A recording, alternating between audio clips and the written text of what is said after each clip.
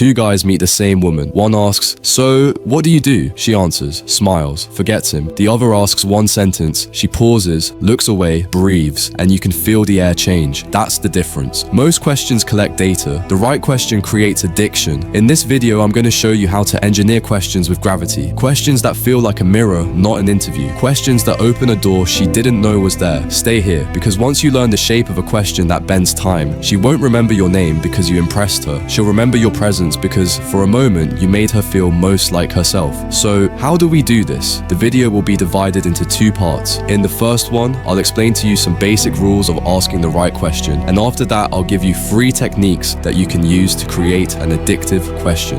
First thing, don't interview her. You recognize that dude attitude when you first meet a girl? That job interview excitement? What's your name? What do you do? Where are you from? What are your hobbies? It is polite sounding, but it actually buries you. She has answered the same questions 100 times this week. It does not touch her. She could reply you with her eyes shut, but the feminine brain is not a responder to the known. It is a responder to chase the interruption, the deviation. You want to make a woman feel, then you do not take the route. You swerve. Let me give you a rule that exists in a woman's mind. Pattern recognition equals comfort equals boredom. The brain is a predictive device. When something is going in the predicted direction, the brain is saving energy. That aids in survival. But for attraction, poison. That is why disrupting her routine is like magic. If you ask her suddenly, "What's something about you that I wouldn't expect, but I'd remember tomorrow?" she is unable to autopilot that. She jerks physically. She freezes up. She smiles. She feels seen because her emotional brain perked up for a sec and went, "Wait, this is different." Whoever causes the most tension, they owns the frame. You're not there to present information.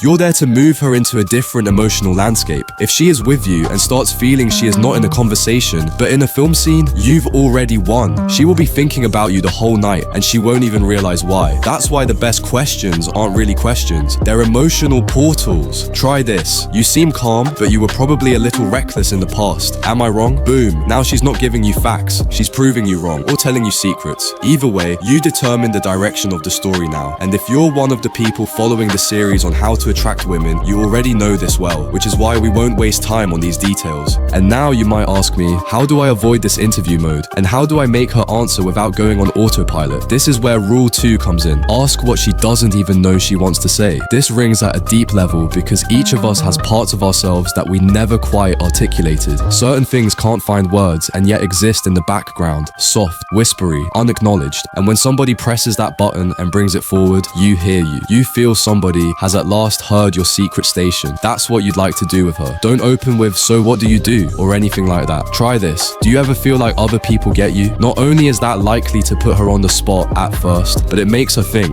It doesn't work with superficiality. It works with opening up emotion she didn't expect to uncover. And when she uncovers it, she associates you and that opening up of emotion. And let me tell you something that most people never know. The person that gives you room to be your quiet self makes you unforgettable because they made you feel more yourself. So the goal isn't to attempt and impress her, it's to entice her out of the character that she projects in front of the public. Say something like, "What is something you always loved when you were a kid that you stopped doing?" Or, "When do you feel most you?" Or just say, "Wait, you said quickly." Say it slower. And by the way, that last one, crazy strong because it gets her to replay what she said back to herself. And that changes how she feels being around you. It anchors feelings. You lose what was said, but you never lose what you felt saying it. And look, if you can get her back into her own emotional memory, she'll think you're deep, even if you said nothing at all. That's what this is. You're not collecting information by putting a question out. You're introducing a match to a gasoline puddle, her interior life. You get her intrigued about herself once more, and now you're a part of that experience. His is leveraging of reality, where most people are scared or too surface level to go. You'd like her to love you. So in conclusion, make her fall deeper into herself while she is staring at your eyes.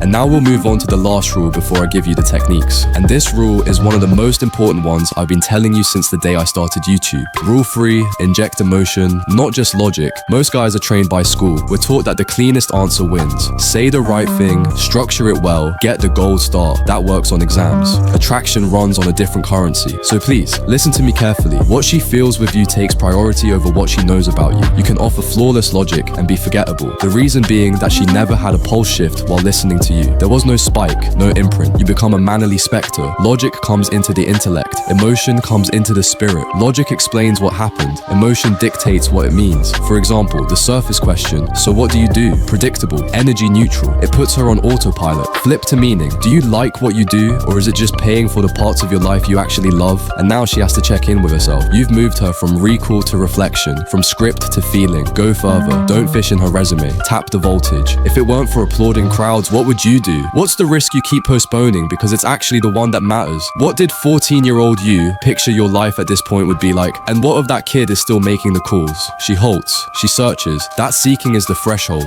And when she responds, do so in pictures and not in spreadsheets. When she says she is from a small town, don't anchor it with nice. Try. Small towns are like midnight kitchens. The silence is deep enough to hear the hum of the fridge. Was the silence learned or resisted? You're not trading information now. You're trading feeling. Human beings resonate with textures of experience. Emotion is contagious. Your tone is her weather. Speak from where you are and she will come to feel it. Don't give lines. Remember, talk about it like you're still half there. Don't go after smart lines. Go after actual truth. The nervous system comes before the thesis. You can feed her facts and she may nod. You can take her meaning and she'll recall you at 2 a.m. when the room is darkness and the brain reruns what was important. Ask questions. Speak using photos. Don't reveal everything. Make her feel something she never had a word for and she'll remember your name effortlessly.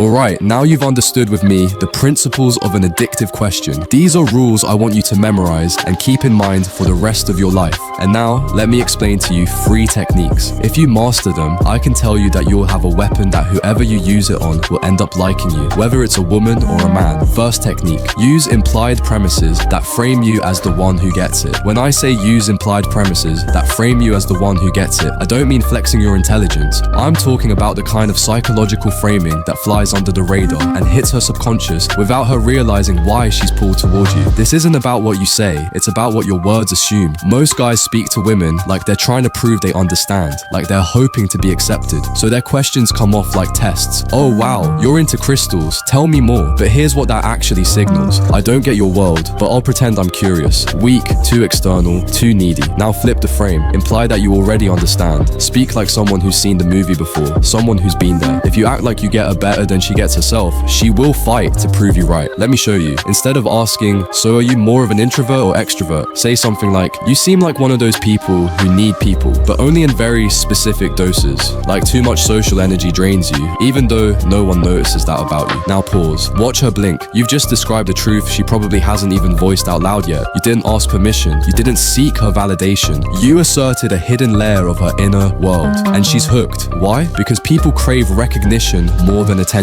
And let me give you a rule that I want you to always remember. Validation makes her feel good, but recognition makes her feel seen. And most women go through their entire lives craving that. When you speak in implied truths, not questions, but confident observations, she feels like you understand her world. And once she feels understood, trust forms fast. That's when she starts opening up, chasing your perspective, trying to decode how you see her. You don't need to convince her of anything. You just drop the assumption that you already know and let her step into your version of her story. Want to be unforgettable? Don't describe yourself. Describe her in a way that makes her feel exposed, but safe, seen, but not judged. And if you do it right, she won't be able to shake the feeling that you get it.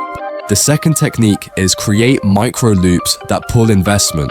Micro loops are like invisible fishing lines you throw out in a conversation, and once she bites, she starts pulling herself toward you without even realizing it. And the wild part is, she'll think she's the one choosing to chase you. Let me break it down for you. The human brain is wired to complete things. That's why cliffhangers work in shows. Why people can't stop scrolling. Why you keep thinking about a girl who didn't finish her sentence. So when you ask a question that opens a loop, but don't close it immediately, you plant a little itch in her brain, one that she has to scratch. The moment she invests just a bit to scratch that itch, boom, she's on the hook. Let's say you say to her, wait, you strike me as the type who acts chill, but secretly overanalyzes everything before you even answer. Am I wrong? You didn't ask for her whole life story, you just hinted at a pattern she might recognize. And here's the rule that's gonna feel illegal to know. When you get people to explain themselves, they feel seen, but when you get them to prove you wrong, they feel hooked. That's the power of a micro loop. You're not interrogating her, you're offering her a mirror with a crack in it, and people can't look away from a cracked reflection of themselves. They want to fix it. it, explain it, rebuild it, clarify it. In other words, invest. Here's another example. You could say, there's something you're not telling me yet. I can feel it. You're holding back the fun part. Now pause. Say nothing. You've created space, curiosity, a tiny imbalance, and you've dared her playfully to step in and fill the gap.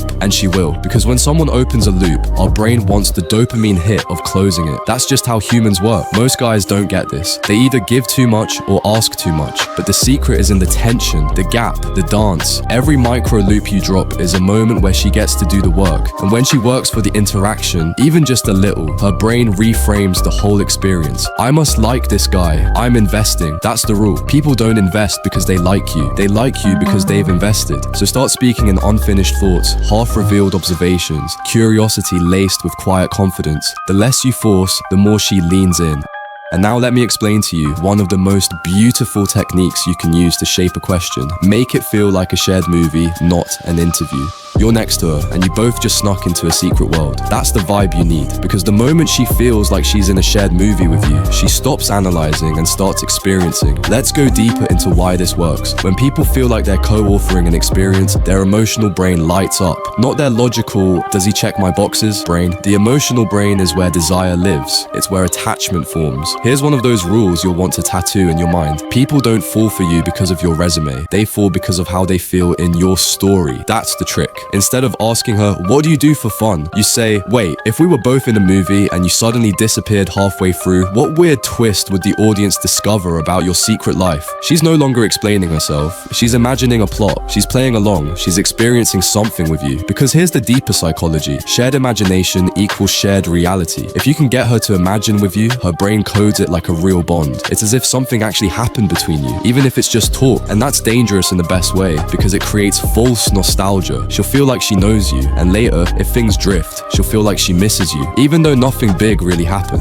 This is what I mean by shared movie. You're walking through scenes together, you're adding tension, color, surprise. She's not reciting a script, she's in it. And bro, here's another rule that most guys completely miss. When a woman feels like you're already a part of her story, she starts fighting to keep you there. So ditch the checkbox questions. No more robotic small talk. Instead, build a moment. Paint little word scenes. Add mystery. Be playful with your pacing. Give her the role of co-star, not contestant, because when it feels like a movie, she'll want a sequel. And by the way, I know that in this video I didn't go into too many details because I don't have the time to explain everything step by step. But if you want to go deeper and understand the details, you can check out my online course, which you'll find in the description, where I can explain to you freely without being restricted by the algorithms. Thank you for watching the video. This was The Dark Needle, and I'll see you in the next one.